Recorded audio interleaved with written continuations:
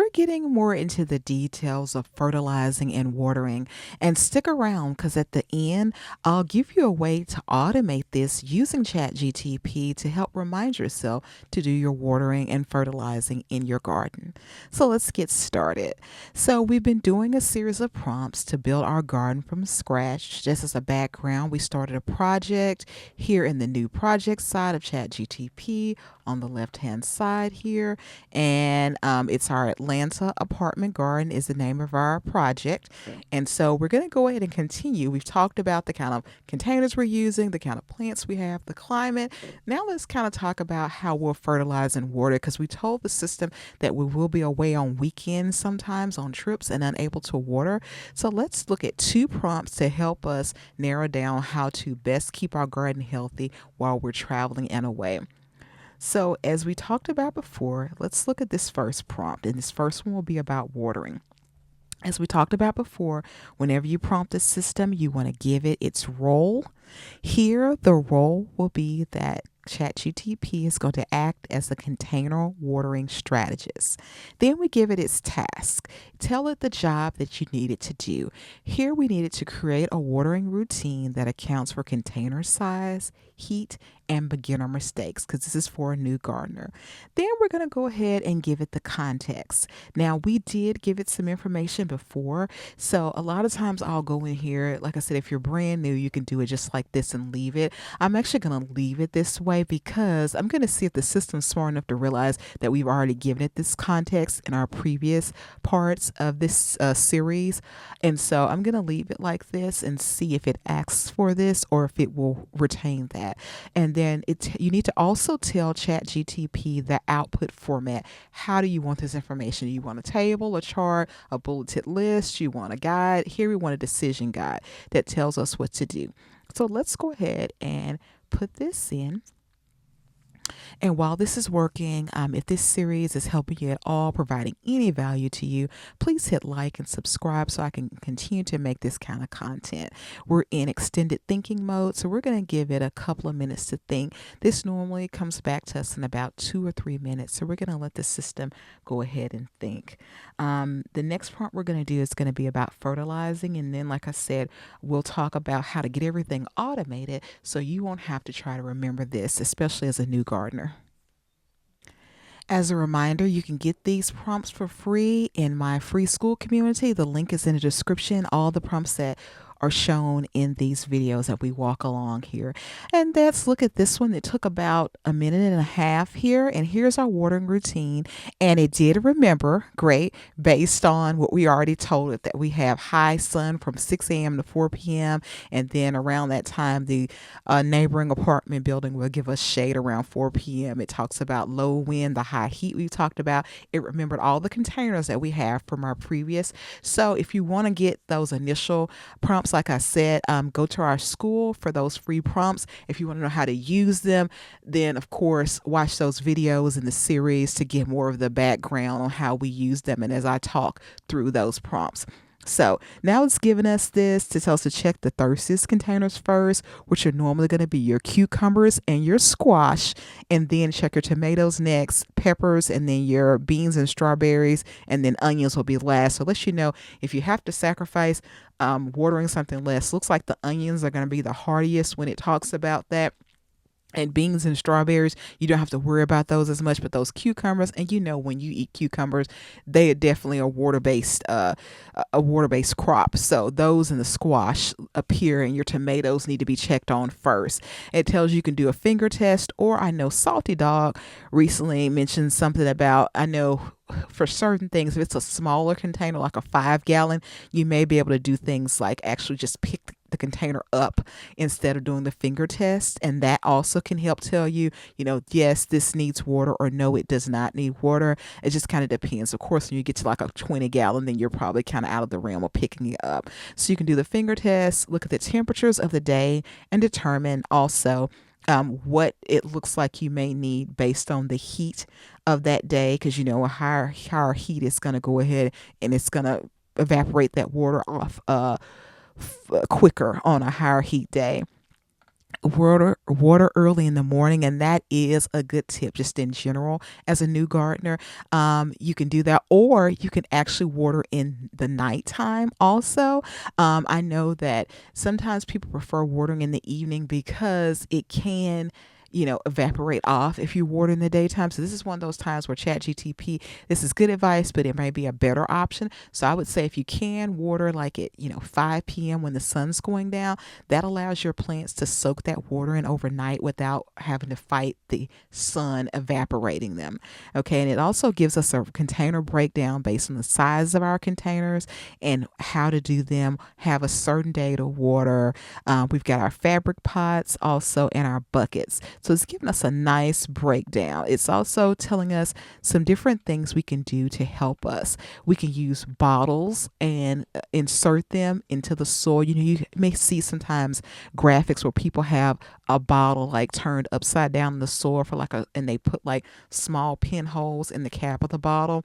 And you can do that, and that will be just like a really cheap way. Just recycle, like a soda bottle or a juice bottle or something, and do that and let it drip that water down slowly while you're away. If you know you're going to be away, you can also get watering spikes.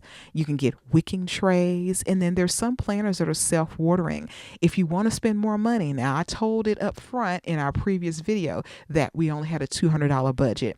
So that's probably why we didn't get a lot of things on drip irrigation. If I told it we had, several $100s or $1,000, it probably would have popped out drip irrigation. But because of the budget I gave it, once again, context is king, prompting is king in these large language models like ChatGPT. So it gave me what it thought I could afford based on my budget. So it's saying a self-watering planter is another option you can do if you don't want to do the other options. And then it gives us some mistakes to avoid. Make sure you've got drainage holes no matter what. Mulch is helpful. And then here we go again.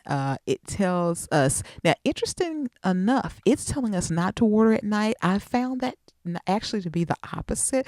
So it may just depend, on your particular situation. I found out at night it lets them soak that water in. So once again, as I mentioned, ChatGPT doesn't always get everything right, but that's the one thing I will say that I found to be different in my own garden is watering at night actually does well, and they will retain that water until the next morning without fighting the sun for evaporation. Okay, now let's look at fertilizing. We're giving it the role. It's going to act as an organic fertilizer coach. Then we give it its specific job as this coach. The job will be to build a simple feeding schedule for container plants that a beginner won't mess up. And then context. Now, of course, we gave it the context. We do prefer organic options, and that is correct here. Of course, if you want to do synthetic, you can. But on this channel, we focus on trying to do things as naturally as possible. Again, with me being a celiac and having reactions to so many foods, I try to do things as natural as I can within, my own budget. And then the output formula, tell it how to give you this information back. We want a weekly schedule for 8 weeks with if then adjustments. If the leaves yellow, and I'm actually going to expand this. Let's give it to me for 12 weeks. We have a long growing season here. And so let's give it 12 weeks and let's see what it gives us popping back.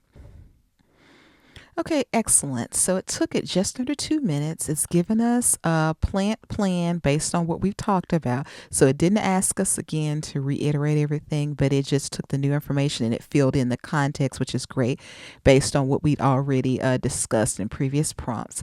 It's telling us to water first, then fertilize. It tells us not to fertilize bone dry mix. I will say this, if you do that, make sure, make sure you water in the fertilizer basically. So if you water first and then fertilize, just make sure that you water some a little bit after and helps that, kind of dissolve. So it's giving us some information. It talks about the fish emulsion, but it tells you on the package to go ahead and dilute that. So if you use Alaska fish food, it's going to tell you to dilute that fish emulsion. Okay. And here's a schedule. It's telling you how to do this. It says on the first week, mix that organic slow release, which is like your granule fertilizer, like your bone meal, your blood meal in, and then you'll add the worm castings around, and then it tells you, like I just said, water in thoroughly, right? Because even if you water up front, which it's saying you need to, I said that's optional. It's even more important to make sure you water in after you fertilize, definitely, because you've got to help that soak in and let it sink into and start breaking down and diluting. It tells you to let the roots get established on your plants, so you can skip a week if you've got mulch there. And then the third week, if you got heavy feeders, go ahead and feed those. So you're going to do something about, looks like every 2 weeks, it's got you on a schedule with the fish emulsion every 2 weeks. And then your light feeders can get that compost. And it says, for beans and onions, you don't even have to worry about doing it every 2 weeks unless they look pale. So this is giving us a great schedule here for a good 12 weeks. And then it's telling you what to do, the if then adjustments we asked for. It's saying, if the leaves yellow, it tells you to get that fish emulsion, use it heavily for a couple of weeks, and then drop back down. So use it, I guess, for 1 week and then a second week in a row. So use it once a week for 2 weeks and then drop back down to every other week, and make sure you're watering enough. And then it's saying if you got few flowers and more leaves, of course, you're doing too much nitrogen. And as I mentioned, the Ultimate Fertilizer Guide that's free in the description will address things like this, so you'll know when to stop the nitrogen. This is giving you more of a schedule. My guide is going to tell you exactly what to use once you get that schedule established. So this works hand in hand. What ChatGPT gave us, it works hand in hand with my free Ultimate Fertilizer Guide. If you get brown edges, if you get blossom end rot, and that's a calcium issue, which I have videos discussing that, and we'll continue to talk about that more throughout the season. Cucumbers, it kind of gives us a nice breakdown. Leafy beans without producing. And it tells you what to do at that point.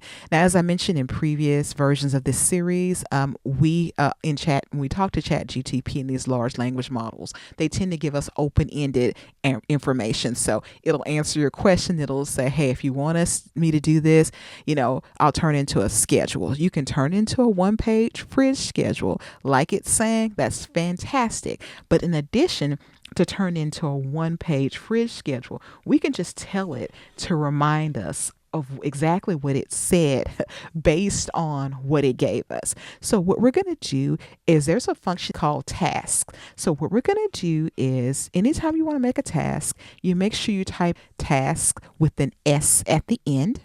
And we're going to type in something to ask it to remind us every day of what we need to do. So I'm going to say for each weekday, and I'm going to say weekday, Monday through Friday, because we told it we're away on the weekend, so we won't worry about that. We told that in a previous version of this series. So we say for each weekday, Monday to Friday, provide me with a fertilizing and watering schedule based on the crops that we've discussed. Deliver this at, I'll say, 7:30 a.m. each morning. It's going to do this within ChatGPT. So this is going to be good if you're someone that's on ChatGPT on a daily basis, and or you're checking the email account that's tied to the ChatGPT account that you use, because it normally sends an email also. It's even more reliable, like I said, if you just happen to log in and be in the system. You can change this time, whichever time works the best for you. And I'm going to go ahead and submit this and see what it says back to me. But saying task with the letter S on the end indicates that we're going into task mode. Okay, fantastic. So it's set up our task, took it less than 15 seconds, and it's showing you what this task is going to be. Like I said, this is February, and so it's going to run tomorrow, and it's going to let us know it's a weekday watering and fertilization plan. And I just wanted to show you here, if you need to ever change this, you can go in and edit it. You can pause it, you can delete it, or look at the way it's scheduled. And it's telling me exactly what it's going to do. It's going to tell me, here's a template that it's going to follow when it's giving us this information. And it's going to just give us a little short report every day. And tell us what we need to do for that day, because we're anticipating to not be available on the weekends.